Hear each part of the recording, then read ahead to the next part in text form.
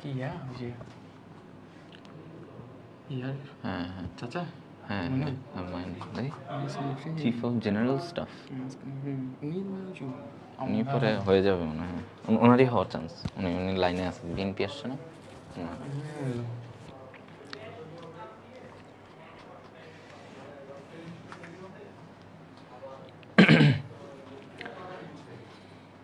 আচ্ছা এই cycle one আগে এটা একটু শেয়ার করি।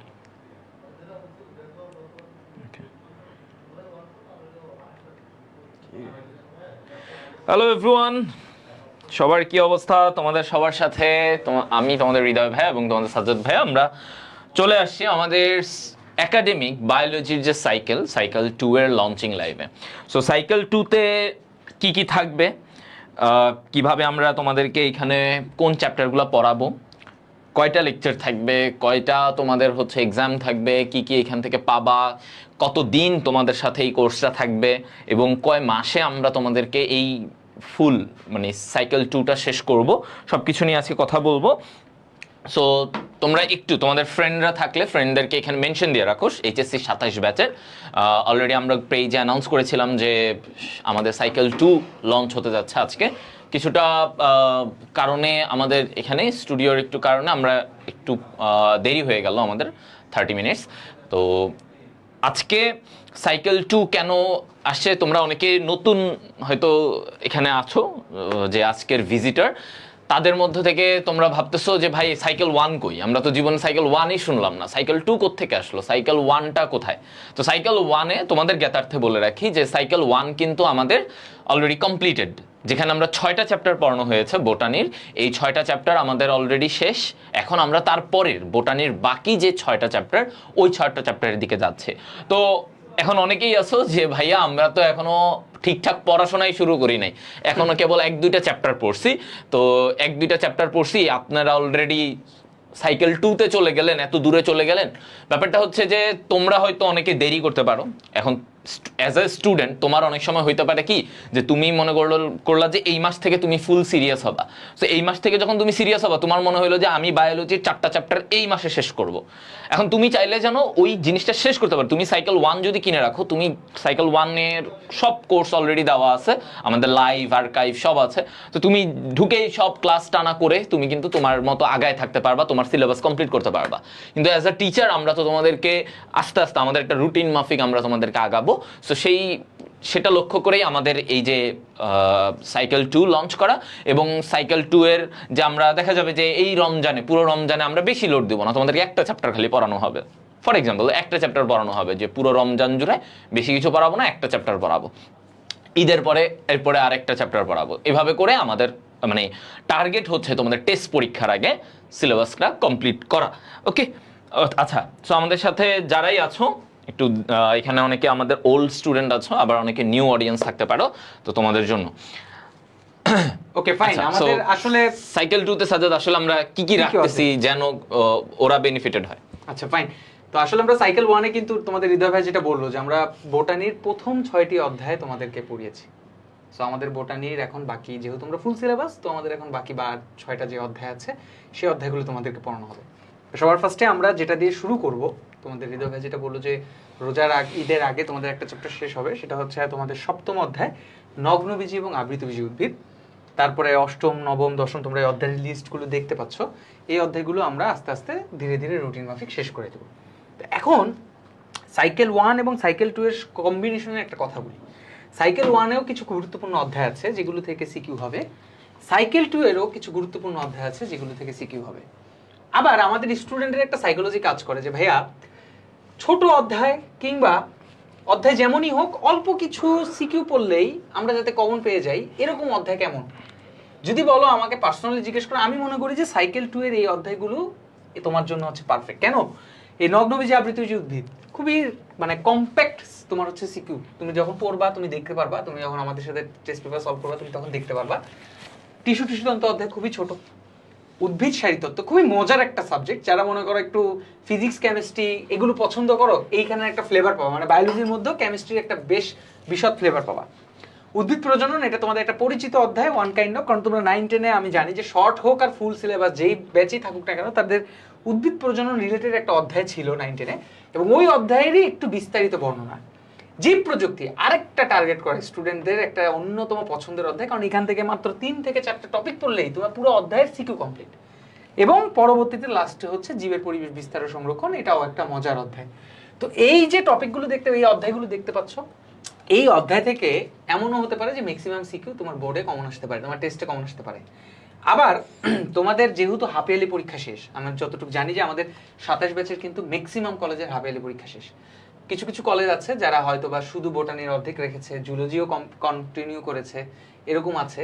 বাট ম্যাক্সিমাম দেখবে এই অধ্যায়গুলো তোমাদের এখন ফাইনাল ইয়ারের পরীক্ষার মধ্যে পড়ে যাবে। তাহলে যারা সাইকেল 1-এ ভর্তি নেই তারা তো ওইখানে ভর্তি হয়ে ক্লাসগুলো একসাথে পাচ্ছই।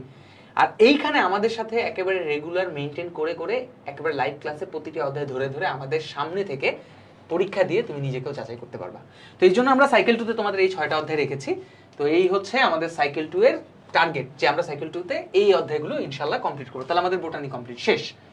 তো আমরা যদি একটু পরবর্তী স্লাইডে দেখি হৃদয়, ওকে, সাইকেল 2 কিভাবে পড়ানো হবে।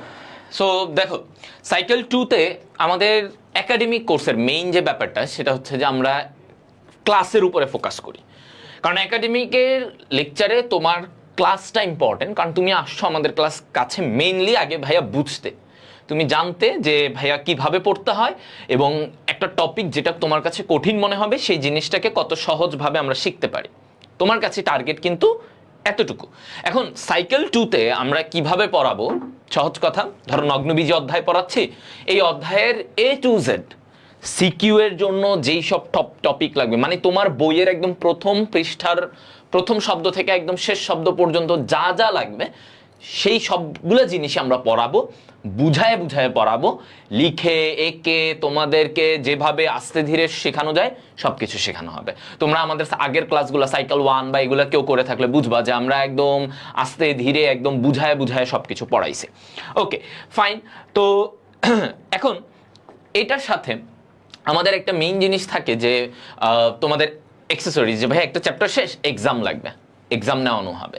ধরো তোমার হচ্ছে একটা চ্যাপ্টারের ভাইয়া একটু আমাদের কি থাকে, দাগানুবের পিডিএফটা পেলে ভালো হয়, একটু কুইজ নিলে ভালো হয়।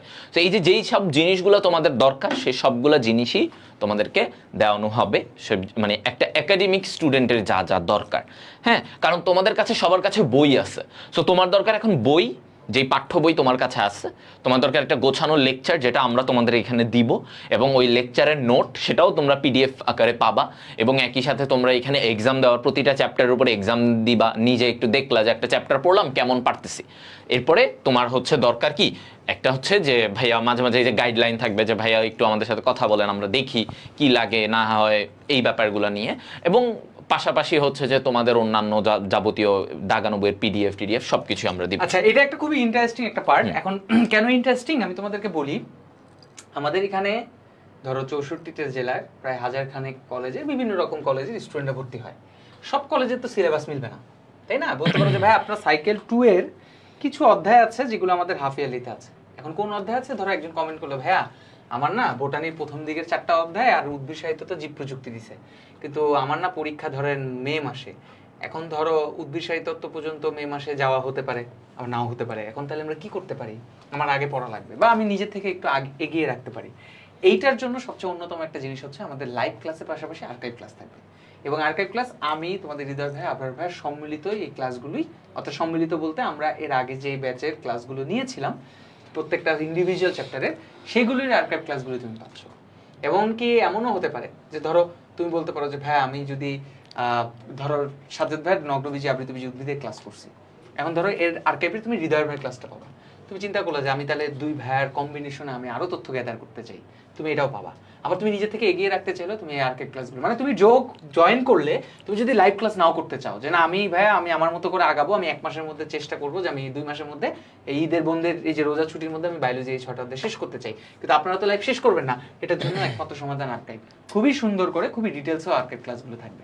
তো আর্কাইভ ক্লাসটা আসলে ব্যাকআপ হিসেবে দেওয়াই হয় যারা নিজেদেরকে এগিয়ে রাখতে চায়, কিংবা দেখা গেছে যে তোমার পরীক্ষা আসতেছে বাট সামহাউ তোমার অধ্যায়টা অনেক দূরের অধ্যায়, যেটা শেষ করতে আমাদের হয়তো একটু টাইম লাগবে, কিন্তু তোমার এখনই লাগবে, তুমি এটা পেয়ে যাবে এবং আমাদেরই ক্লাস পাবো। এটা কোনো অন্য কোনো বাইরের ক্লাস না, অন্য কোনো পুরাতন ক্লাস না, এটা মানে তোমার রিসেন্ট এই বছর আগের বছরের লাস্টের দিকে নেওয়াই ক্লাসগুলো। ওকে, সো তোমাদের সাথে মানে তোমরা যারা এই কোর্সের সাথে যুক্ত হবা তাদের জন্য কি কি থাকবে অ্যাকচুয়ালি কোর্স ফিচার অলরেডি আমি একটা ব্রিফ তোমাদেরকে দিয়ে দিছি যে আসলে কি কি থাকবে।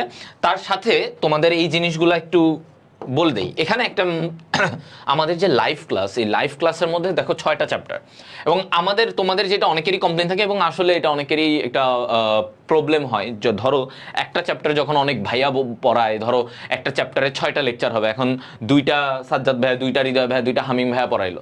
এখন তোমাদের কাছে মনে হবে যে এই ভাইয়া এভাবে পড়াইলো, এই ভাই আবার একটু অন্যভাবে পড়াইলো, উনি আবার অন্যভাবে পড়াইলো, তো 3জন যদি 3ভাবে পড়ায় তখন আমাদের জন্য একটা চ্যাপ্টারে হজবরল লাগতে পারে। এজন্য আমরা তোমাদের জন্য হচ্ছে 1 চ্যাপ্টার 1 টিচার এই থিওরিতেই আমরা যাব, যে তুমি একটা চ্যাপ্টার যখন ধরবা একটা ভাইয়ারই শেষ করবে তোমাদের। সো এইখানে আর তোমার হজবরলও লাগবে না যে না ভাইয়া এক একজনেরটা এক এক রকম লাগতেছে। ওই যেই ভাইয়া তোমাদেরকে শুরুর থেকে পড়াবে উনি তোমাদেরকে এই চ্যাপ্টারটা শেষ করাবে। সো এইটা হচ্ছে আমাদের লাইভ ক্লাসের। সো এটা স্টুডেন্টদের জন্য অনেক বেশি এফেক্টিভ, কারণ স্টুডেন্টরা উপকৃত হয়। আর আর্কাইভ ক্লাস অলরেডি থাকবে, বলা হয়েছে। এই যে 6টা চ্যাপ্টার আমরা বলেছি, এই 6টা চ্যাপ্টার সবগুলোই আর্কাইভে পাবা। অধ্যায়ভিত্তিক পরীক্ষা থাকবে, নর্মাল প্র্যাকটিস শিট থাকে আমাদের, হ্যাঁ, যেখানে হচ্ছে ক খ এগুলো দেওয়া থাকে। দাগানো বইয়ের পিডিএফ, এই দাগানো বইয়ের পিডিএফটা হচ্ছে কি, যেমন বায়োলজিতে তুমি যখন সব বইয়ের সব লাইন পড়তে যাবে দেখবা তুমি কুল কিনারা পাচ্ছ না, মনে হবে সব অবজেক্টিভ। হ্যাঁ, যেমন মনে হয় যে এই লাইন থেকেও আসবে, ওই লাইন থেকে আসবে। তো এজন্য আমাদের যে স্পেশাল দাগানো বইয়ের পিডিএফ, তুমি যদি দাগানো লাইনগুলো পড়ো তোমার এমসিকিউ মিস যাবে না, এটুকু কনফার্ম। এইচএসসি বলো, এরপরে অ্যাডমিশনও বলো, ওই এমসিকিউ তোমার আর এখান থেকে মিস যাচ্ছে না। ওকে, এই জন্য দাগানো বইয়ের পিডিএফটা ইম্পর্টেন্ট, যেগুলো আসলে আমাদের টাইমে আমরা এত কিছু পাই নাই। মানে আমার টাইমে আমি হচ্ছে যখন পড়তাম তখন হচ্ছে যে ওই সবই পড়তাম, এখন আমাকে বোঝা লাগতো অনেক ঘেটে ঘেটে যে এই লাইন থেকে আসতে পারে। আর এখন আমরা তোমাদেরকে যেভাবে দাগাই দিই এই লাইনগুলো থেকেই আসবে, এখান থেকে আসতে পারে বলার কিছু নাই। যদি কোনো এমসিকিউ আসে আমাদের দাগানো লাইন থেকে আসবে, কারণ আমরা ওইভাবেই বইটা দাগানো হয়েছে। মানে এখানে মনে করো উল্টাপাল্টা জিনিস দেখানো হয় নাই। আচ্ছা, আর হচ্ছে জুম সেশন, এটা হচ্ছে যে তোমাদের বিভিন্ন সময়ে দেখা যায় যে একটা গাইডলাইন, যে হাফ ইয়ারলি শেষ বা ইয়ারলি পরীক্ষা শেষ, এখন তোমরা কি করবা, এখন তোমাদের কি কি প্রবলেম আছে, এই সবগুলা জিনিস নিয়ে আমরা হচ্ছে এরকম জুমে গাইডলাইন সেশন করি। সো এই গাইডলাইন সেশনগুলা তোমাদের জন্য বেনিফিশিয়াল হয়। ঠিক আছে, আমরা এর আগের ব্যাচেও করেছিলাম, যখনই তাদের প্রয়োজন হয়েছে আমরা করেছি। ওকে, আচ্ছা, সো এটা হচ্ছে যে তোমার ব্যাপার। আচ্ছা, কোর্সটা কবে শেষ হবে? কোর্স শেষ হবে হচ্ছে আমরা চেষ্টা করে থাকি, তোমাদের সিনিয়র ভাইদের ক্ষেত্রেও আমরা চেষ্টা করছি, টেস্ট পরীক্ষার আগে।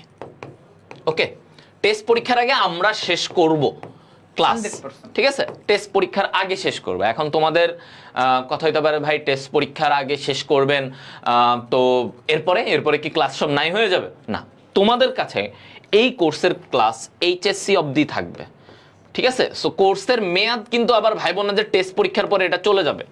এইটা তোমাদের একদম এইচএসসি অবধি এই কোর্সের মেয়াদ, এটার মেয়াদ কিন্তু এইচএসসি অবধি, ঠিক আছে? এটার মেয়াদ হচ্ছে ভাইয়া কবে? এইচএসসি পরীক্ষা, তোমাদের যে 27 ব্যাচের এইচএসসি পরীক্ষা হবে 27 সালে, তার পর্যন্ত তুমি এটা পাবা। তার মানে তুমি যে কোনো টাইমে, তুমি একবার কোর্স কিনলে তুমি ওটা যে কোনো টাইমে দেখতে পারবা। এবং তোমরা যারা আগেও আমাদের ক্লাস করছো, আগেও যারা আমাদের এখানে ওল্ড স্টুডেন্ট আসছো, তারা চাইলে তোমাদের ফ্রেন্ডদেরকে সাজেস্ট করতে পারো যে আমরা দেখছি এইভাবে ক্লাসগুলো করানো হয়েছে, একদম সুন্দরভাবে বোঝানো হয়েছে, সো আমরা এটাতে এভাবে এই জায়গা থেকে বেনিফিটেড। আচ্ছা, ক্লাস শুরু হবে কবে থেকে সাজ্জাদ? ওকে, ফাইন। আমরা হচ্ছে তোমাদের রোজার আগে নগ্নবীজি আবৃতবীজি অধ্যায়টা শেষ করে দিব ঈদের। ওকে, ঈদ তোমাদের 17 তারিখে, সো অ্যাপ্রক্সিমেটলি আমরা বলতে পারি যে সামনের উইক থেকে আমরা ক্লাস শুরু করে দিব। তোমাদের ক্লাস চলবে সপ্তাহে 2 দিন। আমি তো বললামই, তোমরা এই যে এখানে একটা পেইন খাও যে খালি ক্লাসই করি কিন্তু আমরা পড়া হয় না, এই নীতিতে আমরা না। আমাদের নীতিটা হচ্ছে যে আমরা তোমাদেরকে পড়াবো, তো তোমাকে পড়ার জন্য যথেষ্ট টাইম দেব। অনেক জায়গায় হয় কি যে অনেক লং টাইম ধরে ক্লাস চলে, এমনও হতে পারে যে হ্যাঁ এটা সত্য, দেখো আমরা চাইলে কালকেই ধরো মনে করো তোমার হৃদয় ভাবে আমি ভাবরা জাস্ট 5 থেকে 6 ঘন্টা টাইম দিব আমাদেরকে, আমরা একটা অধ্যায় শেষ করে দিতে পারবো, 3 ঘন্টাও পারবো। কিন্তু আমার কথা হচ্ছে যে সবচেয়ে বেস্ট হয় যে তুমি যেহেতু এখন একেবারে বিগিনার, তোমাকে যদি আমি এই প্রেশারটা দিলে কিন্তু আমার লাভ তোমার লাভ। বলতে পারো যে ভাই আপনি একদিনে শেষ করে দিয়েছেন, বাস আমার বাকি দিনগুলো আমি পড়বো, বাট তুমি কতটুকু লোড নিতে পারবে এটা ইম্পর্টেন্ট। সো আমরা সামনের উইক থেকে শুরু করব এবং একটা রুটিন দিয়ে দেওয়া হবে তোমার একটা ফেভারেবল টাইমে। আমরা এই রোজার সময় যেহেতু আমাদের একটু টাইমটা চেঞ্জ হবে, কারণ আমরা নর্মালি কিন্তু সপ্তাহে যে 2 দিন ক্লাস নেই তখন সন্ধ্যার দিকে নেই, তাই না? তো এখন যেহেতু এটা তো নেওয়া সম্ভব না, ইফতারি থাকে, তারাবি নামাজ থাকে, তো তোমার একটা ফেভারেবল টাইমে আমি তোমাদেরকে একটা রুটিন দিয়ে দিব। ওই রুটিন অনুযায়ী তোমার ঈদের আগে একটা চ্যাপ্টার শেষ হয়ে যাবে, এরপরে ঈদের পরে দেখবা আরো কয়েকটা চ্যাপ্টার আস্তে আস্তে শেষ হয়ে যাবে। কুরবানি ঈদের আগে দেখবা যে প্রায় মোটামুটি বেশ কয়েকটা চ্যাপ্টার শেষ হয়ে যাবে। নাইস। কোর্স ফি কত? আচ্ছা, কোর্স ফিটা হচ্ছে তোমাদের জন্য এখানে আমাদের জাস্ট 1000 টাকা, ঠিক আছে? 1000 হচ্ছে আমাদের কোর্স ফি। ওকে, কোর্স ফি 1000 টাকা। এটা কিন্তু মান্থলি পেমেন্ট না, একবারে জাস্ট তুমি সো একবারে। এখন তোমরা এখানে দেখো যে পুরো 1000 টাকায়, এই 1000 টাকায় তুমি 6টা চ্যাপ্টার, তুমি মার্কেটে অনেক জায়গায় দেখবা, অনেক জায়গাতে আরো সাইকেল প্রোগ্রাম আছে বিভিন্ন জায়গায়, তুমি দেখবা সাইকেল প্রোগ্রাম এক একটার কস্ট হচ্ছে নেয়ার, এবং মানে সাইকেল থাকে কয়টা জানো? সাইকেল থাকে দেখা যায় 6টা। তো সাইকেল 6টা সাইকেলের 1000 করে দেখা যায় যে 6000 টাকা স্টুডেন্টদের এমনিই চলে যায়। তো এই জায়গায় আমরা চিন্তা করেছি যে না, আমরা এত স্টুডেন্টদের কাছ থেকে না রাখি, স্টুডেন্টদেরকেও আমরা একটু সাশ্রয়ী, বিকজ বাংলাদেশের প্রত্যন্ত অনেক জায়গার স্টুডেন্টরা আছে যাদের জন্য এই টাকাটা অনেক বেশি। সো আমরা এই জন্য একটু অন্যান্য গতানুগতিক জায়গা থেকে একটু কমায় রাখি। যেমন হচ্ছে যে আমাদের বোটানির সাইকেল কিন্তু 2টা, বোটানির সাইকেল 2টা। সো যেখানে 1000 করে তোমার 2000 টাকায় তুমি হচ্ছে পুরো বোটানি শেষ হবে। এখন দেখা যায় যে আমরা কিন্তু অফলাইনে স্টুডেন্টরা যখন পড়ে একটা টিচারের কাছে বর্তমানে বিভিন্ন শহর অঞ্চলে 1000 থেকে 1500 নেয় প্রতি মাসে। এটা তার মানে সে পুরো বায়োলজি শেষ করতে, সে যদি 1.5 বছর একটা টিচারের কাছে পড়ে তাহলে তার বায়োলজি পুরোটা শেষ হবে। তাহলে এভারেজে যদি একটা টিচার 1500 করেও নেয় বা 1000ও করেও নেয়, তাহলে তার 12 মাসে 12,000, প্রায় 18 মাসে 18,000 মিনিমাম যায়। মানে একটা স্টুডেন্টের যাবে একটা সাবজেক্টের জন্য। সেই জায়গায় তুমি আমাদের এখানে এই যে দেখো 1000 2টা সাইকেলে 2000, আর আমাদের সেকেন্ড পেপার কোর্স আছে একটা, ওইটাতে আমরা রাখি 1800, ঠিক আছে? তাহলে 3800 টাকায় তোমার biology first paper second paper শেষ। এবং একই সাথে তোমার এইখানে এত ডিটেইলড ক্লাস, যে ক্লাসগুলা হয়তো অনেক সময় অফলাইনেও অনেক সময় টিচার দেয় না, যে আচ্ছা মেইন জিনিস পড়ায় দেয় না, আমরা একদম খুঁটিনাটি ধরে তোমাদের প্রতিটা ওয়ার্ড ধরে পড়াই। সো এই জন্য অনলাইনের জিনিসটা আসলে স্টুডেন্টদের কাছে হ্যাঁ, অনেকে অফলাইনও করে, কিন্তু পাশাপাশি অনেকে অনলাইন রাখে। কারণ অফলাইনে আমরা জানি যে বাংলাদেশের অনেক জায়গা আছে, ম্যাক্সিমাম জেলাতে কিন্তু ওই পরিমাণ ভালো টিচার যারা তোমাকে ভালোভাবে বুঝাইতে পারবে ওটা কিন্তু অ্যাভেলেবেল না। তুমি ঢাকায় হয়তো হ্যাঁ ভালো টিচার পাবে, অনেকে চট্টগ্রামে ভালো পাবে, এরকম বিভাগীয় 6-7টা শহর এরকম জায়গায় ভালো পাবে।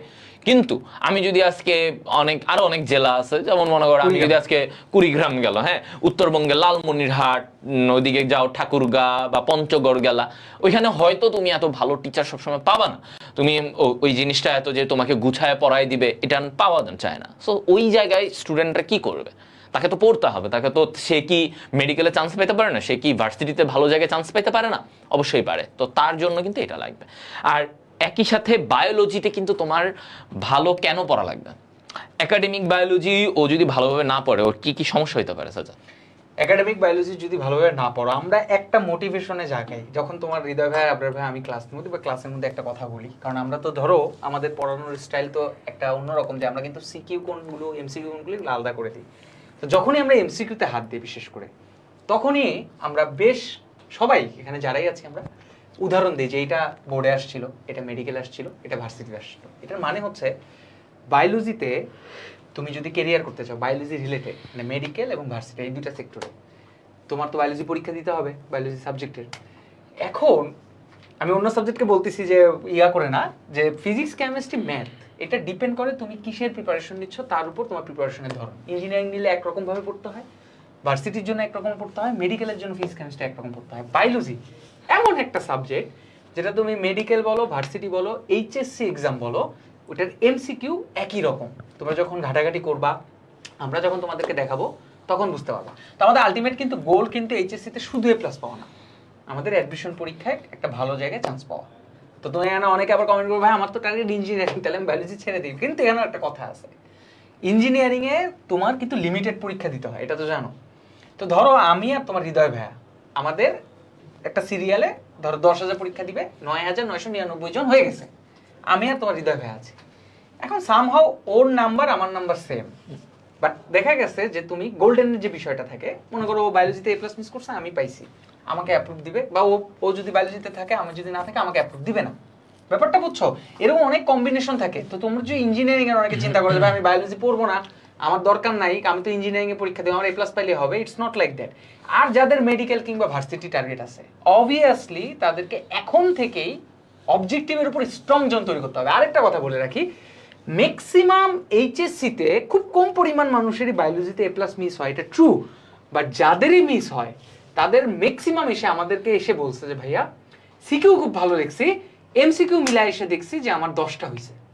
এই জায়গাটাতে সে ধরা খেয়ে যায়, কারণ এমসিকিউ এমন একটা মানে পরীক্ষা যেটাতে তোমার যত বেশি জ্ঞান থাকবে তুমি তত নাম্বার তুলতে পারবা। সিকিউ তো ধরো সত্যি কথা বলতে যেটা আমাদের বাস্তবিক মানে বাংলাদেশে যেটা, যে তুমি রিলেটেড করে লিখতে পারলেও ফুল নাম্বার পাইলে না পেলেও ওই রিলেটেড কিছু নাম্বার পাওয়া, কিন্তু এমসিকিউ ভুল মানে ভুল। কিন্তু এখন কিন্তু সিচুয়েশন পাল্টাই গেছে। আচ্ছা, এখন কিন্তু সিচুয়েশন পাল্টাই গেছে। কারণ কি জানো, এখন তোমাদের সামনে সিচুয়েশন পাল্টাই গেছে, কারণ আগামী 5 ব্যাচ যারা এইচএসসি দিবে তাদের জন্য কিন্তু সিচুয়েশন পাল্টাবে। মানে তুমি এখন ওই ঠাকুরমার ঝুলির গল্প লিখে আর নাম্বার পাবা না আসলে, বুঝছো? এখন আগের একটা টাইম ছিল, এটা ঠিক বলছে যে আগে এমনও একটা টাইম ছিল, আমাদের টাইমে আমার অনেক ফ্রেন্ডও এরকম গেছে যে অনেক কিছু কিছু টিচার কিন্তু এমন থাকে যে ধরো সে প্রথম দিকে বায়োলজি রিলেটেড 3-4 লাইন লিখছে, বুঝছো? আমার এক ফ্রেন্ড ছিল, ও এটা করে আসছে এবং গেস ওয়ার্ড ও A+ ও পেয়ে আসছেন। এটা কি আসলে কেমনে সম্ভব আমি জানি না। এই তখন থেকে আমার মনে হয়েছে শিক্ষা ব্যবস্থায় আসলে একটা বাজে টাইম যাচ্ছে, কারণ সে প্রথম দিকে বায়োলজির কিছু লাইন লিখে, লজিক্যাল কিছু লাইন লিখে, এরপরে এখন তো তার পৃষ্ঠা পড়াইতে হবে। সে কি করছে, আমরা তো ইংলিশে লিখতাম, মানে ইংলিশ ভার্সনে ছিলাম, আমরা ক্যাডেটে পড়ছি, তো এরপরে সে মাঝখানে ইংলিশ গানের লিরিক্স লিখে দিচ্ছে, বুঝছো?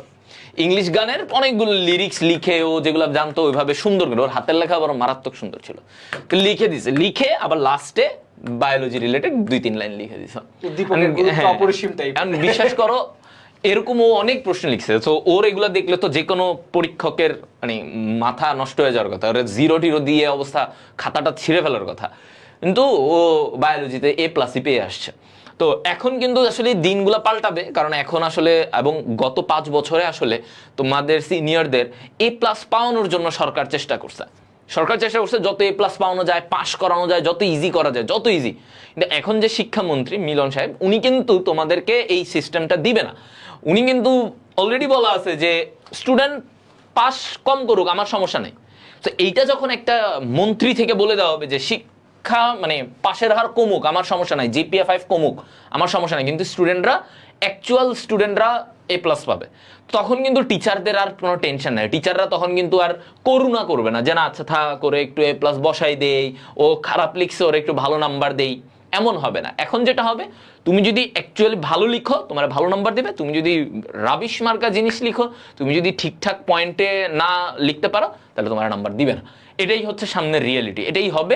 এবং তোমাদের কিন্তু GPA 5 এর হার কমে যাবে। এতদিন দেখছো 1 লাখ GPA 5, আরে বাবা পরীক্ষা আশেপাশে তাকাইলেই দেখছো আরে এও GPA 5, যে জীবনে সারা জীবন কিছু পড়ে না ও GPA 5। এটাই হয়ে আসছে 21 ব্যাচ 22 ব্যাচ, বহুত অনেক স্টুডেন্ট নাকি আমি দেখছি যারা আমাদের সময় ছিল 2-3 না, আমাদের সময় এরকম কিছু ছিল, কিন্তু তাও ওই টাইমে যেমন ধরো ওই 15,000 মানে 2015, 16, 17 ওই টাইমেও কিন্তু GPA 5 এর হার ছিল কিন্তু এরকম, মনে করো 60,000, 50 থেকে 60,000 স্টুডেন্ট GPA 5 পাইতো, 50 থেকে 60,000 স্টুডেন্ট GPA 5 পাইতো। আমাদের টাইমে এরকম 60-এর ঘরের স্টুডেন্ট GPA 5 পাইছিল। আমার 2018 সালে কিন্তু আরেকটু খারাপ অবস্থা ছিল, তখন সম্ভবত 32,000 স্টুডেন্ট GPA 5 পাইছে 2018 সালে, কারণ প্রশ্ন আরেকটু কঠিন আসছে। সো এই যে দেখো হার, আর এই সেম হার 2021 সালে এসে 1.5 লাখ তোমার হচ্ছে খালি GPA 5 পাইছে, 1.5 লাখ, বুঝতে পারতেছো? এবারে 22 সালে এরকম 1,20,000-30,000। তো এই যে সংখ্যাটা ডাবল হয়ে গেছে, ডাবল বা ট্রিপল হয়ে গেছে। কেন? কারণ হচ্ছে মানে দেখা গেছে উপর থেকে নির্দেশ আসছে যে GPA 5 দিয়ে দাও, এত টেনশন বাট এখন কিন্তু যে আছে সে হচ্ছে he believes in quality not quantity. আরেকটা জিনিস দেখো, তোমাদের অনেক সিনিয়ররা যারা 25 এর পরীক্ষা দিয়েছে, এই ব্যাচই তো মনে করো যে একটা ইন্টারিম গভর্নমেন্টের মধ্যে থেকে গেছে, তো সেখান থেকে কিন্তু অলরেডি একটা শুরু হয়ে গেছে। তোমরা আরো ভালোভাবে বুঝতে পারবে যখন 26 ব্যাচের পরীক্ষা দেওয়া এবং তোমাদের 26 ব্যাচ এবং 25 ব্যাচ কিন্তু যে রেজাল্টও আসছে, তাও এটা ওরাই কিন্তু শর্ট সিলেবাসের লাস্ট ব্যাচ, ওদেরই কিন্তু এই জিনিসটা হয়েছে। সো এরপর থেকে কিন্তু এই যে 26-এর সামনে যখন HSC হবে ওরা কিন্তু ফুল সিলেবাস, তো ফুল সিলেবাস, এবং এদের আগের প্রথম 5 বছর ওদের কোনো কোশ্চেনই হয় না ফুল সিলেবাস থেকে। সো আইডিয়া কোথা থেকে নিবে যে এই অধ্যায়ে কেমন প্রশ্ন হয়। তো এই জন্য আসলে কোথা থেকে দিতে পারে ইউ নেভার নেভার নো। তো এই জন্য তোমাকে আসলে ভালোভাবে পড়তে হবে এই জিনিসগুলো, প্রত্যেকটা চ্যাপ্টার তোমাদের জন্য। আর শর্ট সিলেবাস কি ওগুলো ভুলে যেতে হবে। জাস্ট কি ভাই, বায়োলজির এতগুলো চ্যাপ্টার আছে, আমাকে সবগুলো চ্যাপ্টারই পড়তে হবে, এখানে আর কোনো ইফ বাট এগুলোর কোনো স্কোপ নাই, ঠিক আছে?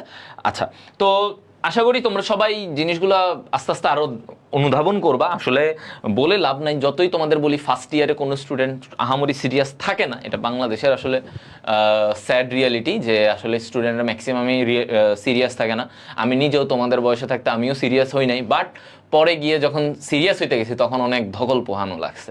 তো এই জিনিসটা যেন তোমাদের না লাগে, এই জন্য আমরা বারবার বলি যে না ফার্স্ট ইয়ার থেকে একটু একটু করে পড়ো, একটু একটু করে পড়ো, নাহলে সেকেন্ড ইয়ারে এসে সবাই কিন্তু সেই লোডটা নিতে পারে না যে না আমি ভাইয়া একদম ক্রেজি পড়াশোনা দিব, অনেক পড়াশোনা করে অনেক ভালো করে ফেলবো। এটা আসলে সবার পক্ষে তখন সম্ভব হয় না। তো এই জন্য কনসিস্টেন্ট থাকা ভালো, ফার্স্ট ইয়ার থেকে একটু একটু পড়ে আগায় রাখো, ওয়েট করো না আরে সেকেন্ড ইয়ার আসুক এক টানে পড়ে ফেলবো, ওইটা আসলে দিন শেষে ওভাবে হয়ে ওঠে না, তখন দেখা যাবে যে তোমার উল্টা লস হচ্ছে। ওকে, লাইফে একটা জিনিসই মনে রাখবা যে তোমার সবাই তোমার লাইফে বিট্রে করলো, পড়ার টেবিল কিন্তু বিট্রে করবে না। হ্যাঁ। ওখানে তুমি টাইম দাও, দেখবা ইনশাআল্লাহ তুমি একটা ভালো ফলাফল পাবো, ঠিক আছে? সো মোটিভেশন অনেক দিছি আমরা, তো অনেক কিছু বলা হয়েছে। তো তোমরা এখন সবচেয়ে যেটা মেইন কথা আসলে যে কোর্সে এনরোল করো, কোর্সে এনরোল করো, আফসোস করবা না, ঠিক আছে? এতটুকু শিওর দিলাম যে তোমরা কোর্সে এনরোল করো, তোমরা ক্লাসগুলো করো, ক্লাসগুলো করার পরে তোমরা জানাও, সমস্যা নাই যে ভাইয়া এই সমস্যা যদি থাকে তোমাদের মনে হয় আমাদেরকে জানাবা, অবশ্যই আমরা আমাদেরকে কমেন্টে জানাবা, মেসেজ জানাবা, ভাই আমরা এই সমস্যাটা ফেস করতেছি, আমাদেরকে এটা সলভ করে দেন, বা ভাইয়া লেকচারটা এভাবে না হয়ে একটু এভাবে হলে আমাদের জন্য আরো বেনিফিটেড হতো। সমস্যা নাই, আমরা যদি এটাকে মানে যৌক্তিক মনে করি যে না তোমার কথাটা ঠিক আছে, এভাবে নিলে স্টুডেন্টদের ভালো হবে, আমরা ওইভাবেও আবার নিতে পারবো, সমস্যা নেই। বাট আমরা যে আমাদের যে অভিজ্ঞতা আছে আমরা জানি আসলে স্টুডেন্টদেরকে কিভাবে পড়াইলে স্টুডেন্টরা বেনিফিটেড হবে, ওদের সুবিধা হবে, ঠিক আছে? ওকে, এতটুকু। সামনের সপ্তাহ থেকে তোমাদের সাজ্জাদ ভাইয়া শুরু করবে নগ্ন বীজি আবৃত বীজি। সো তোমরা এই সপ্তাহে তোমরা ফ্রেন্ডদের নিয়ে ভর্তি হয়ে যাও এবং ইনশাল্লাহ তোমাদের সাথে আমাদের যাত্রাটা সুন্দর হবে ইনশাআল্লাহ। আল্লাহ হাফেজ, টাটা।